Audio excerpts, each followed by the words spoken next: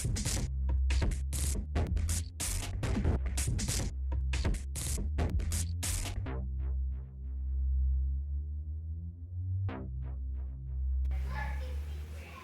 again everybody, it's Mark here from GreenTreeGames.com, online game store and blog, and today we're going to do an overview of Exodus. Look at that, from NSKN Games. They did Warriors and Traders before this, so we'll take a look. So as you can see, the board itself is huge, there's a lot going on, and the game itself, there's a lot going on. It's not complex. There's just a lot of different bits to it. Each bit makes sense. Once you've played the first turn through, it all clicks and away you go. However, it's a game where it's not immediately clear the best way to win. It's a good idea to play it once, to get a feel for it. The second time you can start to form strategies because you'll know more what you're aiming for at the start of the game. It might start to click towards the end of your first game. However, if you watch this overview, you might get the jump. So, you never know. So what we'll do is I'll take you around the board and show you roughly what everything is. We'll start with the player area. So if you come down here, you've got your 4 ships. 1, 2, 3, 4. Those are the 4 kinds of ships that you've got. You've got 2 of each, and you can only have those on the board at any one time, so it limits the amount of ships you can have. As you can see, there's slots for various upgrades. That means it rolls 1 dice to attack. That means it's got 1 shield. That means it can move 1 space. As the game goes on, you can get better drives to move more spaces, better shields to take more hits, and better guns to roll more dice, which is good. Now, if you go across and look at this ship has a bigger drive area, which means it can take it can go 3 spaces. Also, it's got big gun slots, so you can take 5 dice. So those are like your gun ships. So looking at those, you can work out what you want to do with your ships. Okay, so those are your ships and how the upgrades work. Also, if you go down here, this is one of the most important parts of the game. By the way, if you hear lots of shouting, we've got a bit of a house full of kids at the moment, so bear with us. They're all being trained as we speak. So this is your research board down here. This is one of the most important parts of the game. It looks like a confusing mess of symbols, but it's not. It will all make sense when we go into it in a little bit later on. You've got population cubes, super important. Well, where you populate, you get victory points. That's your money, axiom and phasium, which are resources, and the costs of things, which we'll go into at a later date. So that's the player area. Let's have a look at the board. So, lots of planets. Blue planets have population and they make money, the blue stuff. The red meteorite things create, I always get these mixed up, axiom. The green ones can create phasium. You've got a neutral space in the middle, and then you've got the home planets sort of around the side. Depending on how many players you have, this is set up differently each time. This is for just an example 3-player game. You've also got these neutral forces on the board. Some are better than others, so 1, 2 and 3, they're the hardest, they're the weakest, so you've got some natives to try and get rid of as you conquer the galaxy. So resources, you notice you've got some population starting in your home planet already. This is the starting board, so every game you play you always have these ships at the start, that population at the start, and you fill everything with all the resources.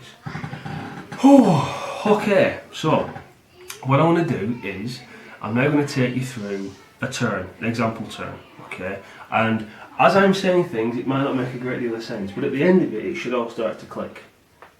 I hope, if I've done my job. So, you get these little turn overview cards, so I'll just use one of those as a cheat sheet to make sure I don't miss anything. The first thing we would do in a turn is reset the market. That will mean nothing now, because nothing's happened yet, but essentially there's trading in the game, and I'll let you know at the end of this next turn when it will make more sense, hopefully. Increase your population. So, your home planet, you get 2 population cubes every turn. Population cubes are very important because you win this game on victory points. At the end of the game, you add up how many victory points you have. You get victory points for blowing things up. If you kill other ships through the course of the game, you get victory points for that. There's a little victory point tracker. If you kill these Centurions, that might give you victory points, but I'll tell you about that later.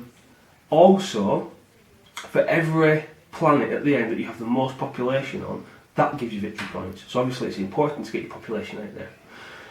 Anyway, I digress. So we've increased population, super easy. Receive income and pay tax. Okay, so essentially what you need to do now is every planet that you have population on, you can pull a resource off. So for every green area, asteroid that you have population on, you can get a resource off. For every blue one, you can get money off. However, the blue ones are free. So in this first turn, I could take a blue one from my home planet. So each side could say, there you go. I'm getting my income, and they all get one from the home planet. If you had people out on asteroids, if I'd managed to get my population out to an asteroid, you can't just take one off. You've got to pay tax to get the resource. You're paying for people to mine to get that resource off. So I'd have to pay one. These are worth 5 money, by the way. These cylinders, and there's another money token there. So you'd have to pay 1 to get that off. Okay, that makes sense. So, beginning of the game, you get resources. Middle of the game, you spend your resources. End of the turn, you then use what you've built to try and blow everything up. In a nutshell. So we've received income, we've paid taxes. Any ships that are damaged, you can repair them if you've researched it. I'll tell you about that in a minute. Don't worry. So, the next stage is, and again, the first turn it won't mean a great deal to you. However, it's called the council stage. It's where we get to do some cool stuff. First thing is a political decision card. There's a deck here of political decision cards. You take 3 and you lay them out, A, B, C. All the players read what's on the cards, and then you get to vote using a little vote counter that says A on it. And you can also bolster your vote by sticking cash in your hand as well. So you decide how much you want to, how badly you want one of these cards. You all do a blind vote, you put your money and your token in your hand, and you all show at the same time. Whichever card has the most votes and cash on it is in effect. Okay, that makes sense, yeah? And at that point it's quite good because you can barter with other people and say, look, we really need that card, okay, we'll both go in on this. I'll guarantee I'll put so much in and we'll get that card. So it's a good phase for backstabbing. The kind of cards you can get are, say, executive decision, resolve immediately, let remove from the game. So one-off cards that just happen and then it's sorted. Resolution, remove from the game before the end of the next council stage. So cards that last a turn. Usually they either make things cheaper to make, or they give you more money. That kind of deal. I won't go through all of them, obviously that'll be boring. There's laws, I think, and a law lasts the entire game unless another law comes into play that says remove the previous law. So that's quite cool. You can, if there's a law in place that you don't like, you can vote for a card that you know will get rid of the other law. So those cards are quite cool. You vote on it, whichever one you vote on is in effect. So that's good for a bit of backstabbing. Bonus action decision. Right, okay. Turn order cards. There's 6 of them. So we've only got 3 players. So 1, 2, 3. Chancellor, Vice Chancellor and High Council Member. Okay. So the first turn, this is random. Everybody picks a random card. That's first, that's second, that's third. That makes sense. Okay. Now, the bonus action decision. Whoever's playing the Vice Chancellor gets to pick 2 cards. And these are bonus actions that are going to happen through the game. This will make more sense once you've gone through the actions phase, so bear with me. He can pick 2 things: trading, mining, buying upgrades, researching. So he thinks of 2 that's going to benefit him the most. He then passes them to the Chancellor, the first player. He takes them, and he can either say no, I don't want any of them and bin them, or he can pick one that he likes. Okay. So then that becomes the bonus action for that turn. Remember that, kids, because we'll come back to that in a minute. Then elections. Elections are turn order, basically. Everybody puts, again, it's a bidding process, everybody puts some cash in their hand. You don't have to put anything in if you don't want. You secretly put some money in. If you want to go first, obviously you put more money in. Everybody reveals at the same time. Whoever has the most money goes first. Okay, if there's any ties, whoever was the Chancellor in the last turn gets to decide and break ties. So you and you get the same amount. He's the Chancellor, he goes out, you go first, you go second. If he's part of a tie, he's got to go last. He was first last turn, tough cheese, he goes last. So, elections, you decide turn order. We're getting there, we're getting into the juicy bit, trust me. So, the action stage. What you do is, you get to play an action card. Now if you come closer. Action cards are cool because there's a primary action that's on every card, and at the bottom there is a reaction. So you can, I'll go through the actions in a minute, but as you can see, if you really want to do banking, you've got to be aware that that research is at the bottom as well, because other people can use that in a second. So anyway, come back out and I'll go through roughly what they all are. So, banking. There's a lot of actions, but they're super simple. Banking, roll a die, 5, you get that much money. Brilliant. Put it in your pot. Trade. If you do a trade action, if you come down here slightly, there's, all depending on the players, there's different charts. This 3-player chart, we've got 3 players set out. If I spend 3 coin, I get 1 phasium or axiom. If I spend 1 phasium or axiom, I get 5 coins. That makes sense. If I do that as my action, we put a little marker there, that's been used. Anybody else that trades has to use the worst rate. And then everybody else that trades after that has to use an even worse rate. So if you want to get in there trading first, you want to be acting first, and you want to be using these good rates first. You see there's a little red number there as well, with a better rate. If you've researched advanced trading, you get to use the better number. Anyway, again, well, come back to it. Oh, you roll a dice while we're trading. You roll a dice, the number that comes up is how many times you can trade. Trading, super. Build ships. Each of your ships has a cost on it. One axiom for money. You build a ship. You put it on your home planet. Job done. You can build as many as you want, as long as you've got the green, as they say, or the blue. Build ships. That's one action. Mining. Roll a dice. Whoop, 6. Everywhere where you have population on planets, as all these tokens get taken off for income and at the beginning of the turn, they don't automatically come back on. You've got to use an action to mine where you are to generate those tokens again. So mining, you roll a dice, and whatever it comes up as, you can then, wherever you've got a population, you can put more tokens back on. At the beginning of your next turn, then you take them off, not doing this action bit. So mining, you put more tokens back on the board. Buy upgrades. Again, super simple. On your sheet here, as long as you have it researched, which I'll come to in a minute, you buy upgrades. So 3 of those, I can buy that gun. 3 money, I can buy that gun. You can buy as many as you want. So there's guns, shields and drives. Once you've bought as many as you want, you then rearrange these however you like, and it takes instant effect. So it doesn't matter what ships are on the board, where they are and what they're doing. Say I buy, I don't know, say I buy 5. I also can rearrange whatever's on the board. So I say, you know what, actually, I want him to be a monster. There we go, boom. Yeah, so that's buy upgrades. Also, as well as upgrading your ships, you can buy weapons of mass destruction if you have them researched. Okay, you place them on planets where you have population, and I will tell you what happens when we get to that phase. So there we go, and I've saved the best for last, research. This is the most important part of the game, it's got to be. Come down to here, the research board. So, well, everything we've described so far translates to here. It looks like lots of symbols, however, that's a faster drive, that's a faster drive. Expert cloning gives you an extra cube at the beginning of your turn. Advanced politics means no income tax when you buy, when you get the action phase-in at the beginning of the turn. Because the symbols remind you as well, you see, the symbols help. Advanced extraction, you get 2 instead of 1 of the green things.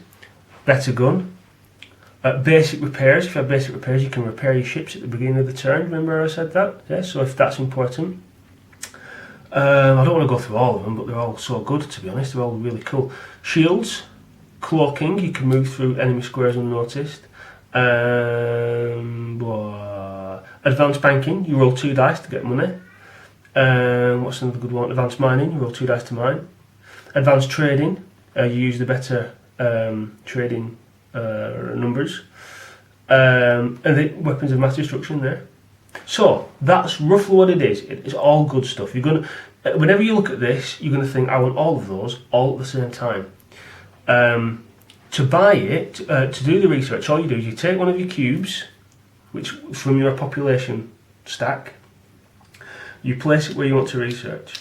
Now, it gets cheaper depending on where you place it. Say I had that, and I had that, and I wanted to buy that. Any other cube I've got on this line reduces the cost by 1, and any other cube I've got with the same symbol reduces the cost by 1 as well.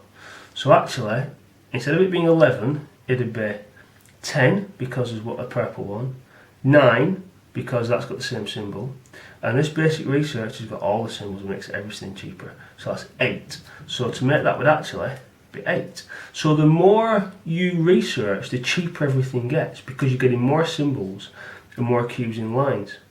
Genius! Take a breath now. But yeah, it's very clever. So research, super important. Those are the actions. So you decide what you want to do. Pick a card in secrets. Research. So everybody puts a card down, then you go around in turn order and do the top bit. Brilliant. Then you go around in turn order again and you have the opportunity to do the bottom bit. Right? So whenever you're placing, you're going to be conscious of that, but also conscious of the possibility of what's going to happen below. You go around, if I want to use that, because it's extra effort to use it, I have to use one of my population cubes, sacrifice it. Well, it goes back in my pool once it's gone, basically it's off the board. I do that and I can do that action, brilliant.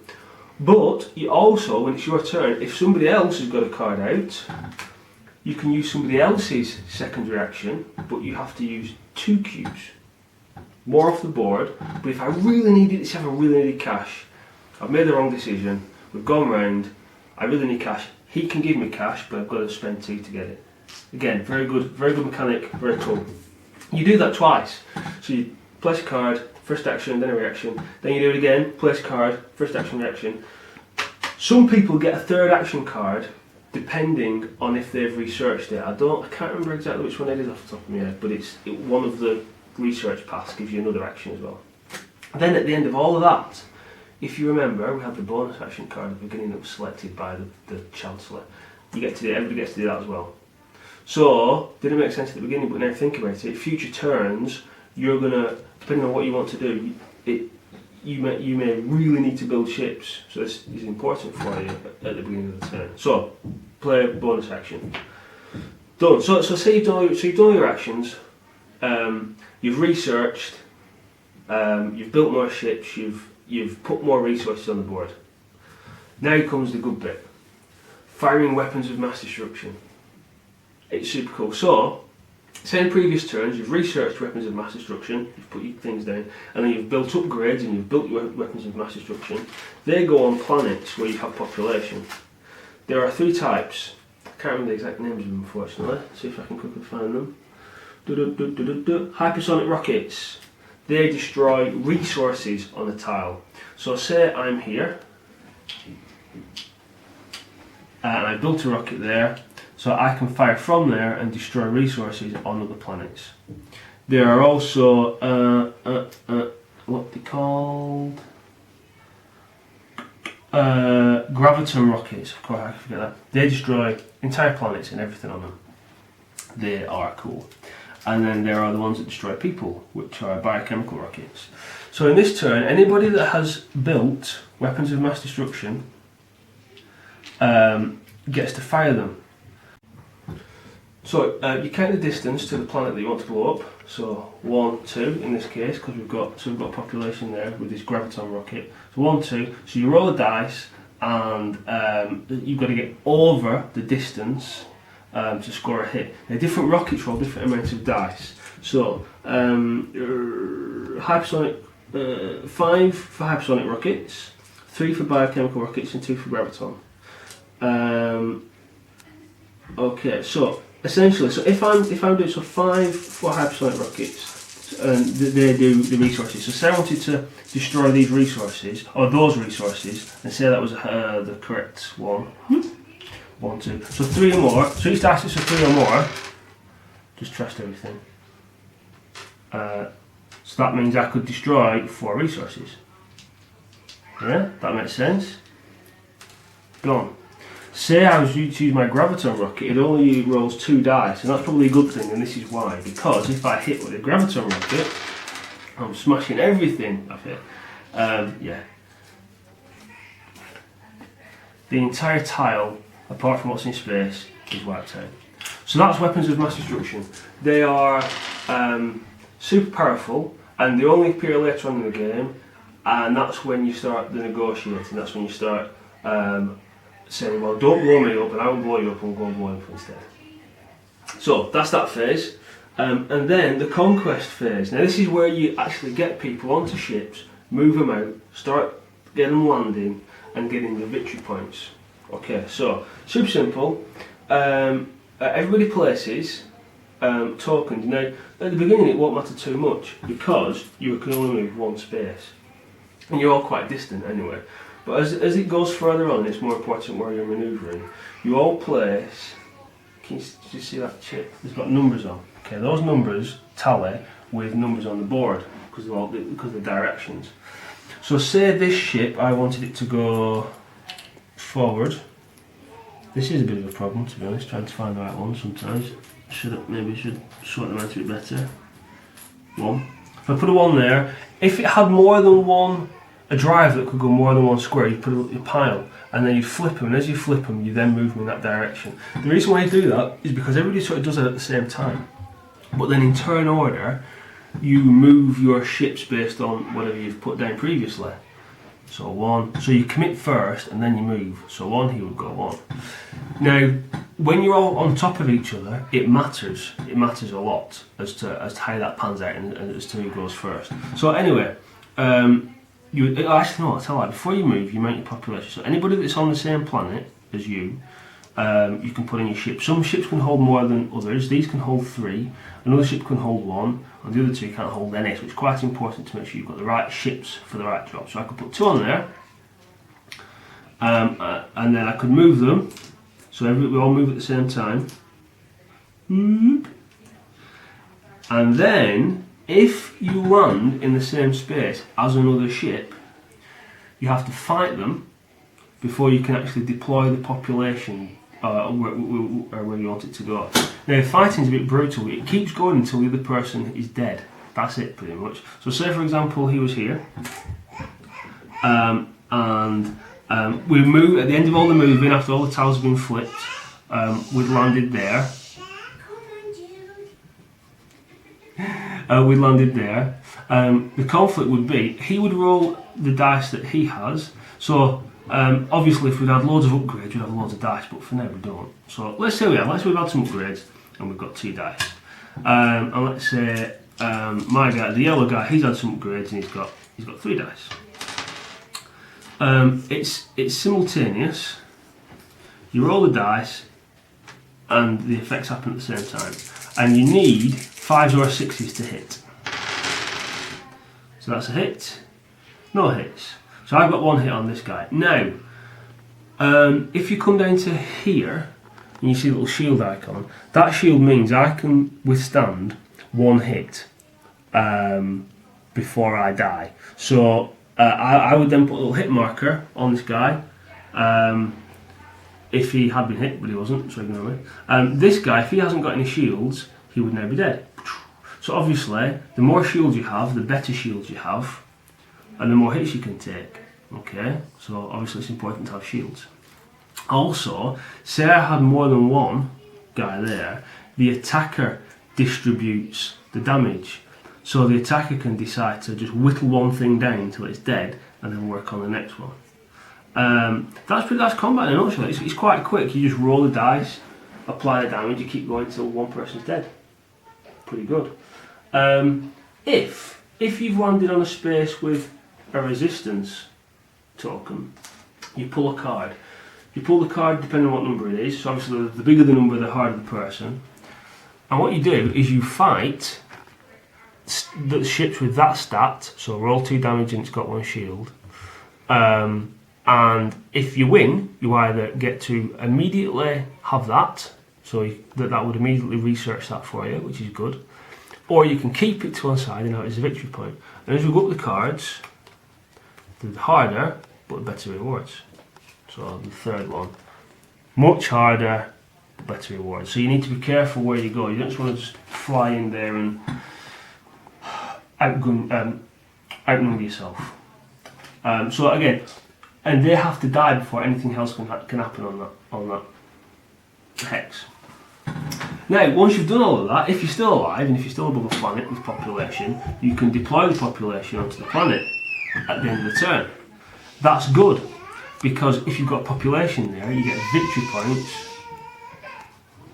You get victory points for having population there, which is the aim of the game. You can use weapons of mass destruction that are on that planet. In fact, you can use other people's. If you manage to outpopulate a planet, you take over their weapons of mass destruction, which is quite cool. And you can get resources from it. So getting the population out there is super important. That is a turn. That's what you do. That is the game. I might have got some rules wrong in there slightly as I've been going through, because I've been rushing through. We'll try and annotate it at the bottom just to clarify it if I've got it wrong.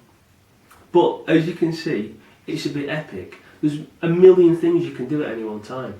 The first time I played this, I looked at the research chart. I just thought, where do I start? Because it's all awesome. I want all of it. How can I win? And that's another thing. We say victory points wins the game, but there's more than one way to get victory points. Let me tell you how to get victory points.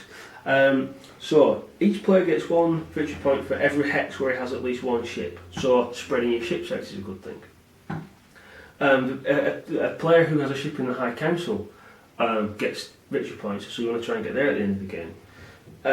These resistance cards give you victory points, so you could just go around nailing all these and getting these victory points. Killing other ships gets you victory points, so you could decide I'm just going to go on the offensive and wipe all the other ships out. Population on planets gives you victory points, so you want to try and get the population down. Each planet has a victory point associated to it. Whoever's Chancellor at the end of the game gets 3 victory points, and whoever's Vice Chancellor gets a victory point. So the elections in the last turn, everybody's going to shove all the money in because they want to get that Chancellor card for the High Chancellor card for the 3 extra victory points.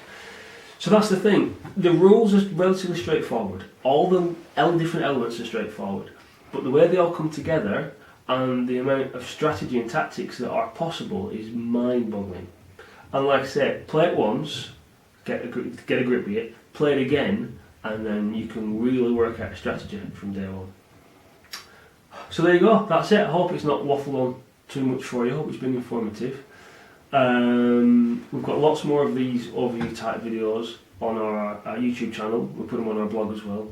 So go and take a look. Our website is www.grimtreegames.com, and we've got the store there, so come and buy it. We've got this in stock, which is good currently.